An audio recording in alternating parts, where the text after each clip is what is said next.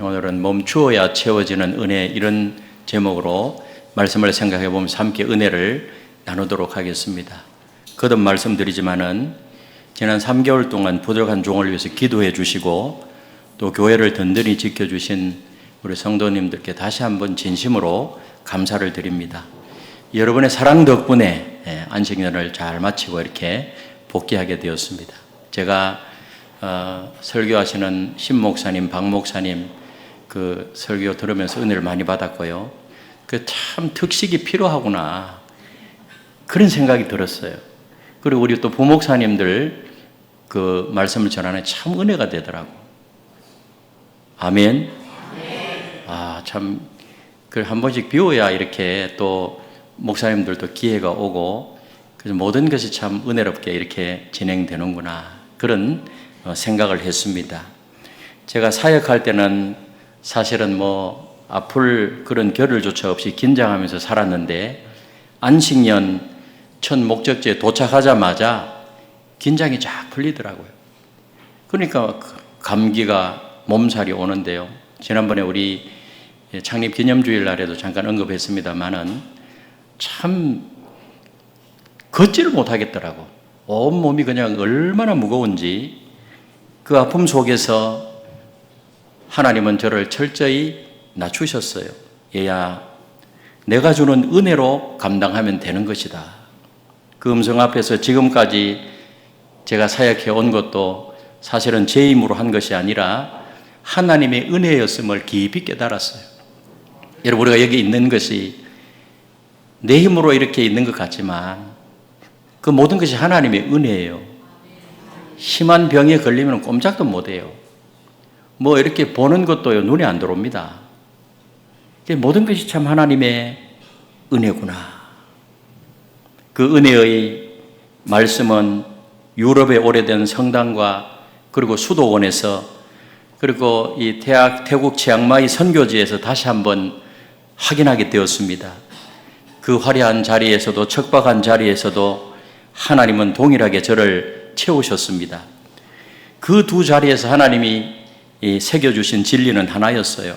이 안식이라는 것은 멈추는 것이 아니라 멈출 때 하나님이 채우신다는 거예요. 제가 이렇게 차를 기름을 넣으려고요. 주유소에 갔는데 차에 기름을 넣어도 채우려고 해도 멈춰야 되겠더라고요. 달릴 때 기름을 못 넣어요. 멈추고 시동을 끄고 그렇게 해야 차의 기름이 채워지더라고요. 잠시 멈추는 것, 이것이 다시 체험받는 그런 것이구나 이런 느낌을 받았어요. 오늘 이 진리는 본문에서도 우리에게 동일하게 말씀하고 있습니다. 오늘 본문은 참 이스라엘 백성들이 젖과 꿀이 흐르는 가나안 땅에 들어가기 전에 참 얼마나 거기에 들어가고 싶어요. 그 들어가기 전에 광야에서 하나님이 그들에게 주신 말씀이에요. 안식년과 희년의 의미를 주일과 이번 여름 휴가와 또 주말 이런 거 있잖아요. 다가오는 그런 휴일에 비추어서 우리가 함께 생각해 볼 필요가 있습니다. 성경에서 이 레위기라는 것은 굉장히 중요한 그런 책이에요. 구약 성경의 중심은 사실은 레위기에서 출발해요.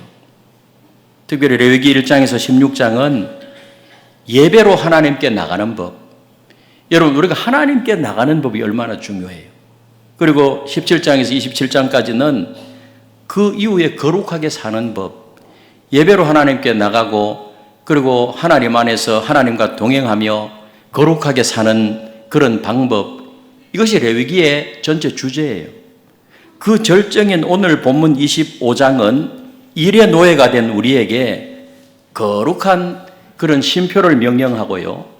삶의 진짜 주인이 누구냐? 그것을 묻는 것입니다.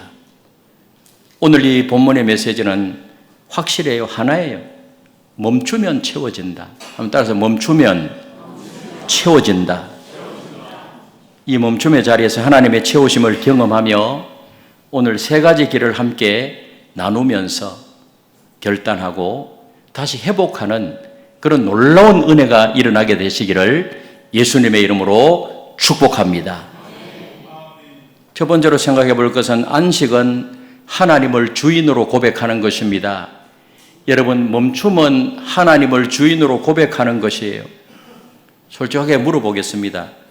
여러분, 아무 걱정 없이 그냥 푹 쉬어본 적이 언제요? 휴가 중에도 스마트폰 보면서 메일을 열어보고요. 또 어떤 사람은 예배를 드리면서도 내일 업무 생각으로 가득 차고. 우리는 왜 마음 놓고 쉬지 못할까요? 마음 놓고 쉬면은 손해를 본다는 생각이 의식적이든 무의식적이든 그런 잠재의식 속에 있어요. 내가 멈추는 사이에 남들이 앞서가고 내 자리가 흔들릴까 하는 불안이 우리 안에 자리 잡고 있는 것입니다. 그래서 우리는 주일에도 휴가지에서도 진짜 안식하지 못해요. 저도 안식년 이렇게 가서 좀 모든 걸 내려놔야 되는데 자꾸 교회 생각이 나는 거, 교회 생각. 아, 우리 부교육자들이 좀 카톡 좀 왔으면 좋겠다. 또 확인하고 교회가 잘 되고 있는가. 제가 염려죠. 교회는 제가 염려한다고 되나요? 누가 이끌어가는 것이죠? 하나님이 이끌어가는 거예요. 내려놓아야 되는데 그것이 잘 안 돼요. 저만 그럴까요? 우리 모두가 그래요. 그런데 오늘 본문 4절에 보니 이렇게 말씀하고 있어요. 우리 4절을 같이 한번 읽어보겠습니다. 시작. 해는 그 땅이 쉬어 안식하게 할지니 여호와께 대한 안식이라. 너는 그 밭에 파종하거나 포도원을 가꾸지 말며. 이게 뭐래요? 하나님은 6년 동안 일하고 6년 동안은 열심히 일해라. 그러나 7년째는 뭐 하라가? 쉬어라, 안식하라. 이거는 명령이에요, 명령. 해도 되고 안 해도 되는 것이 아니라 그렇게 하라. 이거는 손해를 보라는 뜻이 아니에요. 오히려 잠시 동안 내 노동의 손을 멈출 때 하나님이 먹이시고 채우시는 그 은혜를 경험하라는 거예요. 내가 잠시 멈출 때 굶어 죽지 않는다는 거예요. 누가 채우신다고요? 하나님이 채우시냐 채우시지 않느냐 확인해 보라. 그래서 내 인생의 주인은 너 자신이 아니고 하나님임을 알라는 거예요. 그렇게 고백하라는 거예요. 사랑하는 성도 여러분, 여호와 하나님이 내 인생의 진짜 주인임을 이 멈춤을 통해서 경험하고 고백하게 되시기를 다시 한번 주님의 이름으로 축복합니다. 그렇다면 이 노동의 손을 멈추는 안식을 우리가 구체적으로 어떻게 실천할 수 있을까요? 먼저 성수주일이에요. 성수주일. 성수주일. 주일은 주님의 날이라는 거예요. 그래서 모든 일을 멈추고 주님의 날 교회에 나오셨잖아요. 여러분, 생계의 무게 때문에 주일에도 가게 문을 열어야 하는 그런 분들의 고단함을 사실은 하나님도 아세요. 그러나 여쭙고 싶습니다. 주일을 온전히 드리지 못하는 것이 정말 형편 때문인가, 아니면 내가 멈추면 손해를 본다, 이런 두려움 때문입니까? 이스라엘에게도 안식년은 분명 손해처럼 보였지만은 하나님은 그들을 향해서 그들은 멈추면 손해를 보고 뭐 안식년 이런 거 하면 손해를 본다 이렇게 하는데 하나님은 뭐라 그러죠? 걱정하지 말아라. 내가 책임진다. 여러분, 우리의 인생을 지금까지도 하나님이 책임지셨고 여기까지 하나님이 인도하셨고 앞으로 미래에도 우리의 인생을 하나님이 책임져 주실 줄로 믿습니다. 사실은 내 인생을 내 마음대로 하는 것 같지만 인생만큼 마음대로 되지 않는 것이 없어요. 지난번에 그 초등학교 다니는 그 어린이한테 인생이 뭔가 질문하는 그런 TV 프로가 있는데 인생이 뭐냐 질문하니까 내 마음대로 되지 않는 것이 인생입니다. 이렇게 말하더라고. 초등학교 학생이. 주인은 하나님이라. 그 믿음으로 남겨둔 연차와 연말과 주일과 그리고 여러분 휴가 이런 것이요. 잠시 내려놓는 그런 집안일 그리고 시간을 구별하고요. 그리고 기도해 보십시오. 주님, 제가 잠시 멈추어도 제 삶은 주님 손에 있습니다. 하나님, 제가 잠시 멈추어도 제 삶은 하나님의 손에 달려 있습니다. 이렇게 한번 신앙 고백해 보시기를 바랍니다. 멈춤을 신뢰하라는 거예요. 멈춤을 신뢰하는 것, 그것이 바로 진짜 안식의 출발점이에요. 이 신뢰의 고백은 말이 아니라 몸으로 먼저 하는 것이고요. 그 고백이 구체적으로 드러나는 곳이 어딘가, 그것이 바로 예배당이라는 거예요. 예배당.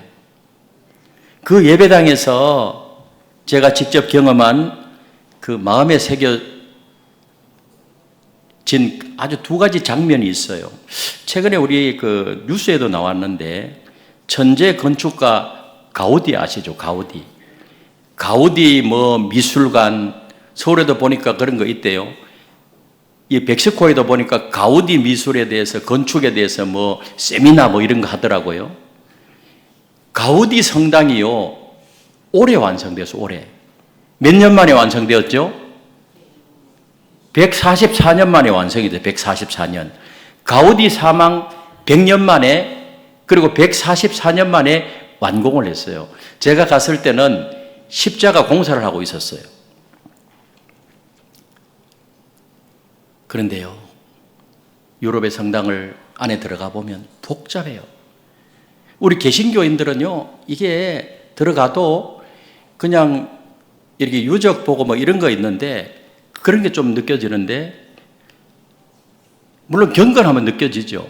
근데 저 가우디 성당은요, 가우디가 왜 천재 건축가인가 하면 완전히 그런 개념을 무너뜨리는 거예요. 자연을 통해서 영감을 받아서 저 안에 기둥이요, 전부 다 나무처럼 되어 있어요. 그 안에 들어가면은 숲에 들어와 있는 거예요. 숲에. 깊은 숲 속에. 그래서 저게 스테인드 글라스, 적어도 빛이 쫙 들어오는데요, 엄청 몸이 아프고 봐도 눈에 들어오지도 않는데, 저 안에 딱 들어가는 순간 깜짝 놀란 거예요. 너무 평안한 거야. 그래서 마음이 고요해지면서 평안하면서 저는 거기 한참 이렇게 앉아 있었어요. 그리고 웅장한 그런 바위에 둘러싸인 그 몬세라트 수도원. 제가 이스라엘 전쟁이 일어나지 않았으면 이스라엘에 가보고 싶었는데, 수도원 영성이 또 대단하거든요. 몬세라트 수도원. 거기에 이렇게 들어갔는데 정말 내가 하나님 앞에 홀로 서 있는 듯한 그런 경외감이 있더라고요. 이런 것을 통해서 이 고요함 속에서 이런 생각이 스쳐갔어요. 우리 하나님교회 성도님들도 우리 교회 예배당에 들어오는 그 순간 이런 평안함과 경건함을 느낀다면 얼마나 좋을까. 아멘? 사실 우리 교회가요, 제가 엊그제 여기 혼자 이렇게 들어와 봤어요. 이 분위기가 현대적이긴 하지만 굉장히 평안함을 줘요. 평안함을. 그리고 감사하게도 우리 교회 또 그 방향을 향해서 사실은 예배를 준비하고 있어요. 예배 전 찬양, 그리고 올가은 전주가 흐르면 세상의 분주함이 가라앉고요. 그리고 예배당 안에 경건한 분위기가 감돌아요. 세상에서 찌들리고 상처받고 스트레스 받고 그렇게 하다가 이 교회 안에 들어오면 편안함을 느끼고 고요하고 경건한 그런 마음이 느껴진다고 하면 저절로 막 치유가 일어나지 않겠습니까? 아멘이십니까? 바로 이 환경이 우리 성도들을 멈추게 하고 그 멈춤 안에서 하나님이 채우시는 통로가 되는 것입니다. 그런데 그 정생에는요, 균형이 필요한 거예요. 이 가우디 성당이요, 100년 넘도록 이렇게 완성할 수 있었던 것은 옛 전통을 지키면서도 새로운 세대와 호흡했기 때문이라는 거예요. 아마 전통만 고집했다고 하면 완성되지 못했을 것이고, 그런 설계로 성당을 지을 수 있겠어요? 새 것만 좋아했다고 하면 그 깊이를 잃었을 거예요. 저는 우리 예배도 다르지 않다고 봅니다. 전통과 현대가 조화를 이룰 때 그때 바로 예배당은요, 누구에게도 낯설지 않는 모두가 함께 멈춰 서서 채워지는 그런 놀라운 하나님의 은혜를 경험하게 될 줄로 믿습니다. 그러므로 이 거룩한 분위기는 우리 모두 함께 만들어 가야 됩니다. 우리 찬양팀과 오르간 연주자는 기도로 준비하고요. 예배 전 찬양은 성도들을 그 마음을 평안하게 하고 경건하게 이끄는 그런 것이 되어야 하고요. 우리 성도님들도 미리 자리에 앉아서 조용한 그런 마음의 문을 열고요. 조용히 올간 전주가 울려질 때 세상의 짐을 내려놓아야 돼요. 이 교회당 안에 딱 들어오는 순간 모든 것을 멈춰야 돼요.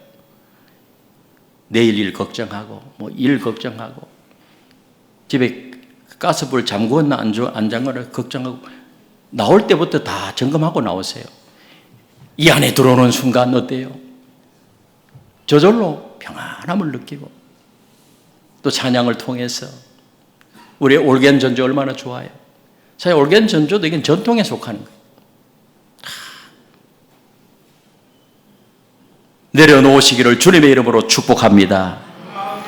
그렇게 멈추어진 한 사람 한 사람을 하나님이 채우시고 그 체험이 모여 우리 공동체 전체에 흘러넘치게 된다는 사실을 믿으시기를 바랍니다. 그런데 이 멈춤은요, 예배당 안에서만 끝나지 않아요. 두 번째로 안식은 무너진 삶의 질서를 회복하는 것입니다. 무너진 삶의 질서를 회복해요. 여러분, 이런 멈춤을 통해서 무너진 삶의 질서를 회복하게 되시기를 바랍니다. 솔직하게 질문하겠습니다. 여러분은 여러분들 삶에서 가장 소중한 사람이 누굽니까? 여러분 아내입니까? 아니면 남편입니까? 아니면 자녀입니까? 아니면 부모님입니까? 그 사람과 마지막으로 그저 눈을 맞추며 대화한 그런 때는 언제였습니까? 우리는 가족을 위해서 돈을 번다고 하지만은 정작 그 가족을 잃어가고 있어요. 집에 돌아와도 각자 자기 방으로 들어가 버리고요. 식탁에 둘러앉아도 밥이 나오기 전까지는 스마트폰 켜놓고 보고 한 지붕 안에 살고 있지만은 마음은 이미 서로에게 닫혀져 있고요. 삶의 가장 소중한 질서가 조용히 무너지고 있다는 거예요. 이런 것도 굉장히 많대요. 근데 오늘 본문 10절은 뭐라고 말하죠? 오늘 10절을 우리 같이 한번 읽어보겠습니다. 10절입니다. 시작. 너희는 50년째 해를 거룩하게 하여 그 땅에 있는 모든 주민을 위하여 자유를 공포하라. 그 해는 너에게 희년이니 너희는 각각 자기의 소유지로 돌아가며 각각 자기의 가족에게로 돌아갈지며. 안식년이 7번 지난 50년째를 뭐라고 말한다고요? 희년이라고 말해요. 7년째는 안식년이고 50년째는 바로 희년이에요. 그 희년이 되면은요, 양각 나팔을 제사장이 불어요. 전국에 울려 퍼지면 이때는 놀라운 회복의 역사가 일어나요. 이번에 보니까 박영국 목사님이 양각 나팔 불대요. 평소에 그 친구 잘 못 불었는데 우리 교회에서는 삑삑 소리도 안 나고 잘 불더라고요.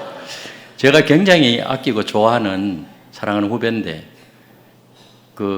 은혜 많이 받았죠. 또 새로운 관점에서. 그럼 희년에도 나팔을 쫙 불어요. 그러면은요, 이 희년의 그 회복은요, 개인의 힘을 넘어가는 거예요. 내가 빚이 많아서 팔았던 땅은 다시 원주민들에게 돌아가고요. 빚 때문에 종이 되었다고 하면 그들도 전부 다 가족품으로 다 돌아가요. 그래서 희년은 빚과 가난으로 무너진 공동체, 이것을 하나님이 직접 다시 세우는 사건이에요. 회복의 사건이에요. 우리 하나님은요, 우리의 성과가 아니라 그저 하나님의 형상을 닮은 자녀라는 존재 자체로 하나님 원래 자리로 되돌려 놓으시는 은혜를 베푸시는 것입니다. 오늘도 동일합니다. 하나님은 우리에게 무너진 모든 것을 다시 회복시키시는 하나님이라는 사실을 믿으시기를 바랍니다. 가정도 회복되고 부부관계도 회복되고 자녀와의 관계, 또 끊어진 관계, 적어도 이 안식년과 희년을 통해서 하나님이 그 관계를 회복하라고 말하는데, 이번 이 안식년의 개념을 다시 한번 확인하면서, 희년의 개념을 다시 확인하면서 회복될 것 다 회복되는 역사가 우리 각각 개인에게 일어나게 되시기를 바랍니다. 그런데 이 희년의 회복은요, 멀리 성경 속에 있는 이야기가 아니에요. 우리의 관계 속에서 당장 우리가 할 수 있어요. 오늘 밤에 여러분 가족의 얼굴을 한번 이렇게 바라보십시오. 식사 후에 휴대폰을 내려놓고 자녀에게 얘야 오늘 뭐가 제일 좋았어? 좀 이렇게 다정하게 좀 이야기도 하고요. 배우자에게는 요즘 어때? 많이 힘들지? 딱 한마디 하면 돼요. 따뜻한 말로. 한번 해볼까요? 저를 한번 딱 요즘 어때? 참 힘들지? 눈을 보면서 배우자. 그 따뜻한 한마디가요, 우리 가정에 선포하는 작은 희년이라는 거예요. 부부 사이가 멀어졌다면 오늘 밤에 배우자의 손을 한번 꼭 잡아보세요. 여러분, 겉으로는 괜찮아 보여도 속으로 마음을 닫는 쇼윈도 부부, 소위 말해서 굉장히 많대요.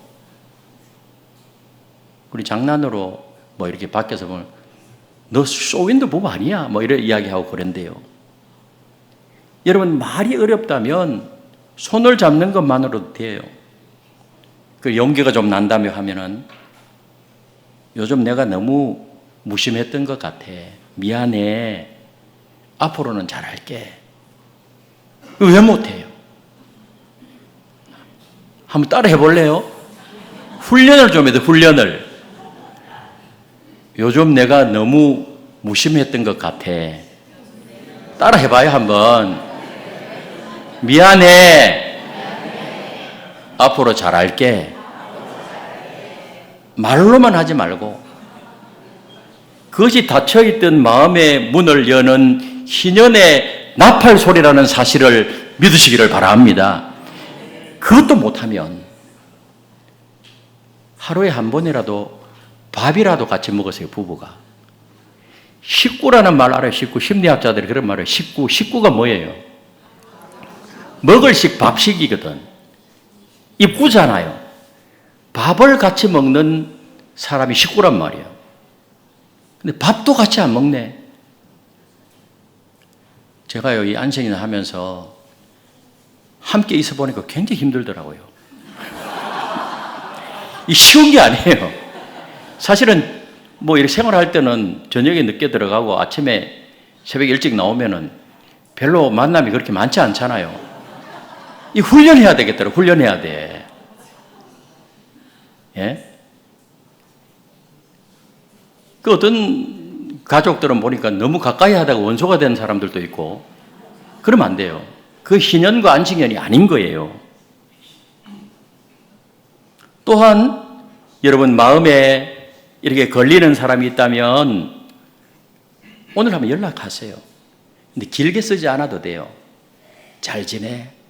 카톡 이런 데 잘 지내? 이렇게 하면은요, 그것이요, 그 짧은 문자 한 통이요, 오래 묶여있던 관계를 회복시켜주는 첫 걸음이 되는 거예요. 멀리 했던 그런 사람이 있으면은 왜 그렇게 해야 될까요? 하나님이 회복하라고 하니까. 우리 예수 믿는 사람이니까. 우리는 예수 정신, 십자가 정신으로 살아야 하니까. 잘 지내? 그것도 못해요. 그런데 이 모든 회복은 하나같이 멈추는 것에서 시작합니다. 이 아프리카 짐꾼들이요, 너무 빨리 걷다가 주저앉아가지고 이렇게 말한대요. 내 영혼이 뒤따라오기를 기다리는 중입니다. 몸이 너무 빨리 가가지고 영혼이 뒤따라오기를 기다리는 중이래요. 여러분, 우리도 그래요. 너무 빨리 달려온 나머지 내 영혼이 내 가족을 따라잡지 못하고 있어요. 희년이 선포되자 가족이 돌아오고 빚이 사라지고 땅이 회복되었습니다. 하나님은 그 회복을 지금도 원하시고 지금도 다시 세워주기를 원하시는 좋으신 하나님이심을 믿으시기를 바랍니다. 그러나 그 회복만으로는 또 채워지지 않는 무언가 있어요. 마지막으로 안식은 오직 예수 그리스도 안에서만 완성이 되는 것입니다. 여러분, 우리 안식은 예수 그리스도 안에서만 완성돼요. 지금까지 두 가지 안식을 살펴봤는데 잠시 노동을 멈출 때 채워지는 은혜를 경험하게 되고 그리고 무너진 관계를 회복하는 것인데 이 두 가지만으로도 참 감사한 회복이에요. 그러나 이것은 완성이 되지 않아요. 이런 경험을 하지 않았습니까? 푹 쉬고 일어났는데도 여전히 마음이 무겁고 그리고 가족하고 대화를 나누는데도 여전히 가슴 한기퉁이가 허전해요. 환경을 바꾸고 관계를 회복해도 마음 깊은 곳에는 여전히 죄책감과 허무함과 그 이유를 알 수 있는 불안이 남아있기 때문이에요. 그 진정한 안식이 될 수 없어요. 이 갈증은 어떠한 관계도 어떠한 환경도 채울 수가 없습니다. 그런데 오늘 본문 9절에 보니까 채울 수 있는 방법을 말해요. 9절을 다 같이 한번 읽어보겠습니다. 9절입니다. 시작. 일곱째 달 열흘날을 속죄일이니 너는 뿔나팔 소리를 내되 전국에서 뿔나팔을 크게 불지며. 실제로 본문에서 속죄일이 희년보다 먼저 선포돼요. 대속죄일. 대속죄일이 선포되고 그리고 희년이 선포되는 것입니다. 하나님은 순서를 아시는데요.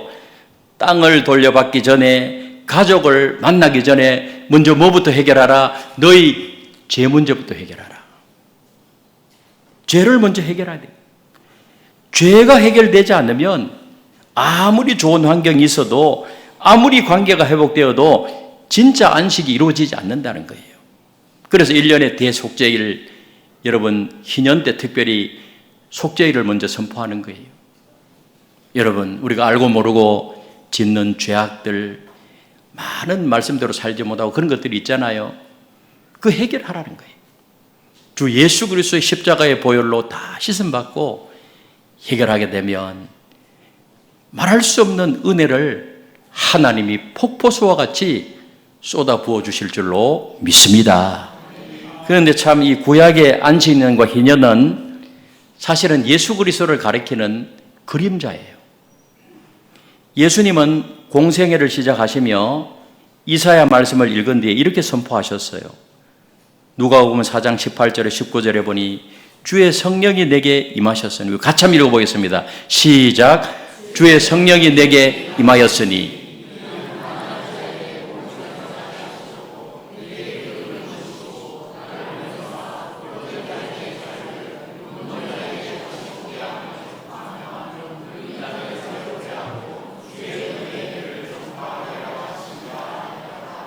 아멘. 그게 보니까요, 주의 성령이 내게 임하셨으니 눌린 자를 자유롭게 하고 주의 은혜의 해를 전파하게 하려 하심이라.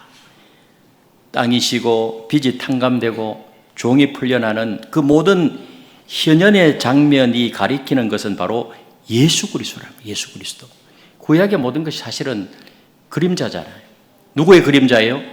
우리 주 예수 그리스도의 그림자.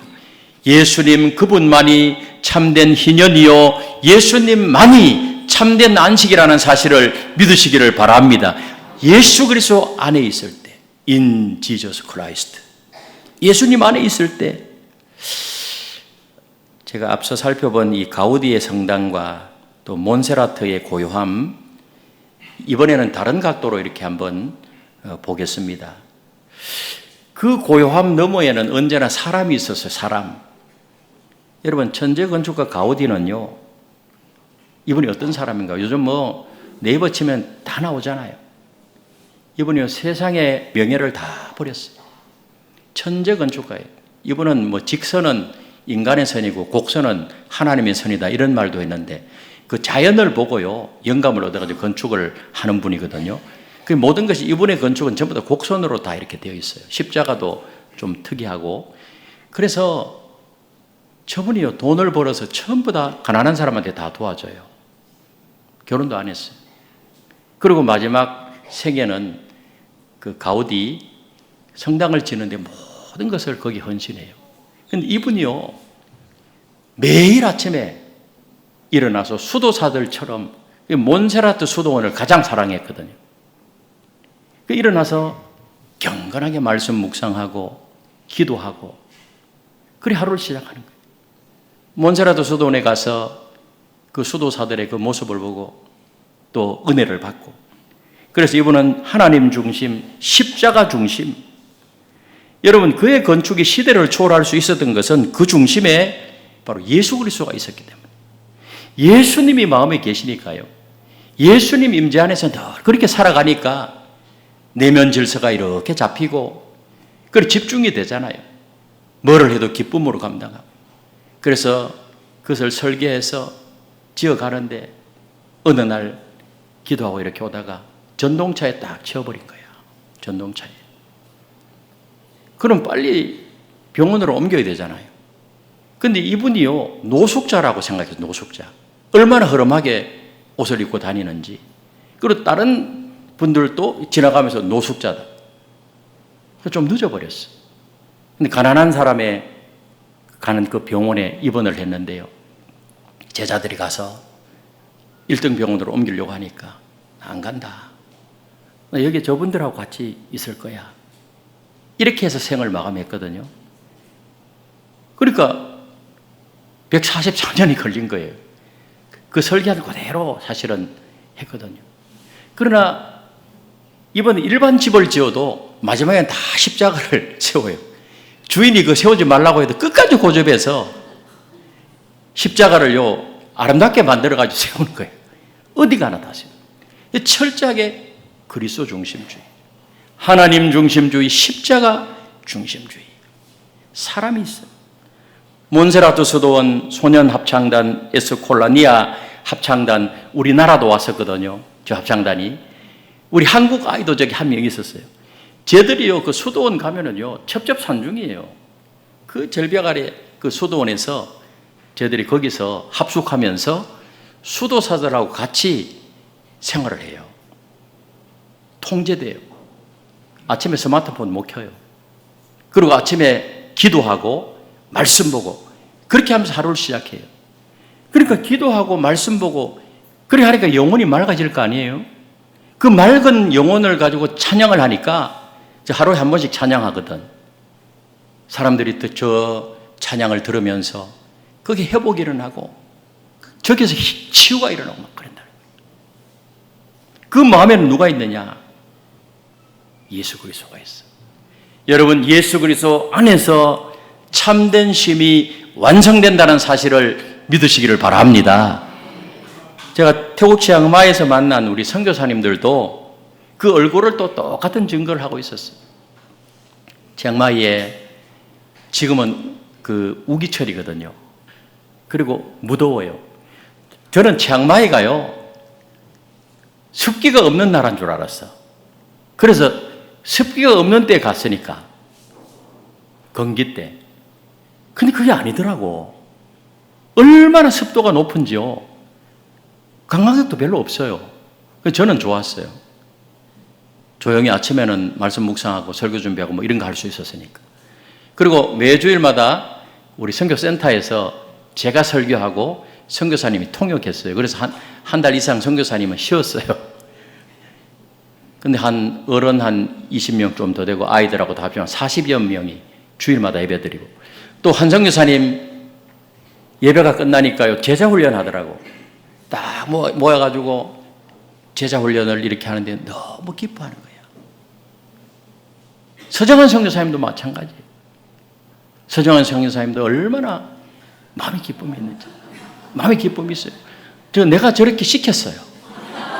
예, 내가 저렇게 좀 사이좋게 하라고 시켜가지고 찍어줬는데, 인도에서 너무 고생을 많이 해가지고 치앙마이 선교하는데 참 하루하루가 감사하고 주님으로 인해서 감사하다.